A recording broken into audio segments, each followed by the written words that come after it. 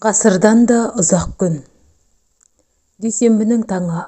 Ертемен оянып, 28 күндік нәрестемді емханаға тексертуге алып бардым. Бойын, салмағын өлшеп, анализ тапсырып, жайбарақат отырған менің телефоныма дамылсыз қоңырау түсті. Күйеуім екен. Емханадан шыққанда айт деді.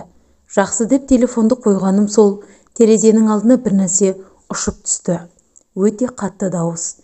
Мүмкін сувенир, мүмкін медициналық құрал, анығы Аллаға мәлім. Газ баллон атылды ма деп те ойладым.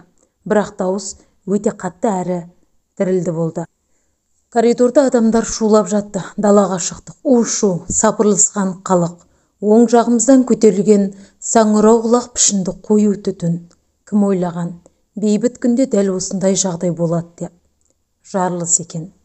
Аласапыран басталды. Көшеге шығып, неде болса көппен көрейін деген халық бірінің артынан бір еріп, жан-жаққа тентіреп жүгіріп жатыр. Жарылып жатқан бомбаның даусынан қос құлағым бітеліп, шыңылдаған күйі біраз жер жүрдім. Телефон қарауға шама жоқ. Қолымда қырқынан да шығып үлгермеген балапаным бар. Бір үйдің ашық тұрған гаражына бастау қаладық. Сол жерде тұрсақ қауіпсіз болатындай. Есі шығайық, шатыр құлауы мүмкін деп бәріміз далаға шықтық. Үйде екі балапаным, ата-апамыз бен күйеуім. Осы сәтте күйеуім қайта хабарласты, жан даусы шығып. Бомбаның даусынан қос құлағым тарс бітеліп қалғанмен оны тіпті естімеппін. Мені кеп қалады деп біраз уақытты оздырып, үйден шықпай күткен екен. Кетіп бара жатқан бақытымды айттым. Кете бер, біз де сол жаққа шығамыз деген күйеуім телефонды өшірді. Осы сәтте жарылыс та күшейді, аласапыран да үдеп жатты. Қарағалық бір-бірімізге шарасыз көзбен қарап жүгіре бердік. Артыма қарайлаймын. Соғыс кинодан ғана естіген снарядтың даусы. Шыңылдап ұшып келе жатқан снаряд қашан, қай жағынан келіп қалар екен деген уайыммен жүгіре бердім. Қолымда сәбиім. Шамам бітіп, тамағым кеуіп, буындарымнан әл кетті. Тоқтап, аяқ киімді қолыма ұстап, балапанымды жаялығына орап, жүгіруді тоқтатып, асықпай қадам бастым. Я Раббым, өзімді, отбасымды, жұртымды өзіңе тапсырдым. Не көрсем де тағдырыма жазғаныңды көремін, бір өзіңе тапсырдым деп қайталай бердім. Жүрегім бір тыныштық тапты. Жан-жағымнан шыңылдап ұшқан снаряд пен құлақты бітер бомбаның даусы. Алла мейірімін төгіп, зуылдаған көп көліктің ішінде бір машина тоқтап, әлде барлар ғана отырсын деп дауыстады. Аллаулық, мен өзімді Аллаға тапсырдым.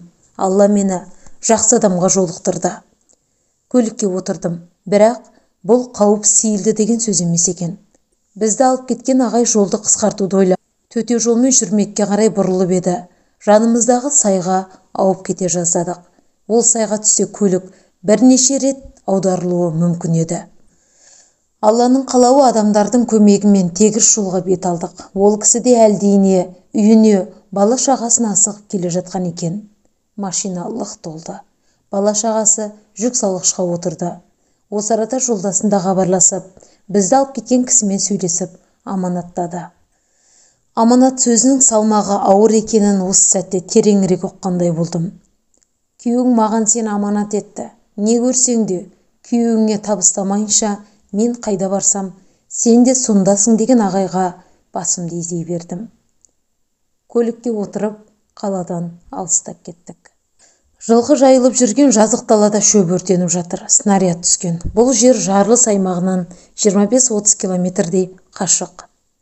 Жарылыс күшін бағамдай беріңіз. Отбасымды енді шындап уайымдай бастадым. Байланыс бірде бар, бірде жоқ. Күйеуіме хабарласып едім, байланыс шыға қойды. Амансың ба? Аманмын.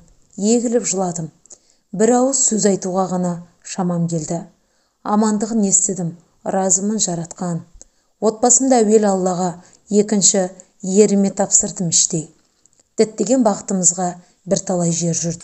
Аспанды торлаған қалың түтінде бізден алыс қалып, күн көріне бастады. 60-70 километрде қашықтықта орналасқан ауыл екен. Көліктен түсіп артымызға қарадық. Қалың тұман. Жүрек әлі де орнына түсер емес. Отты өшіру үшін су қоймаларын ашуы мүмкін деген әңгіме тарады. Су ашылса, біз тоқтаған ауылда шайылып кетуі ықтимал еді. Қазақ қашанда қонақжай халық екенін жиі айтамыз, дәлелденді. Алдымыздан қалбалақтап, қарт әжемен елпілдеп келіні жүгіріп шықты.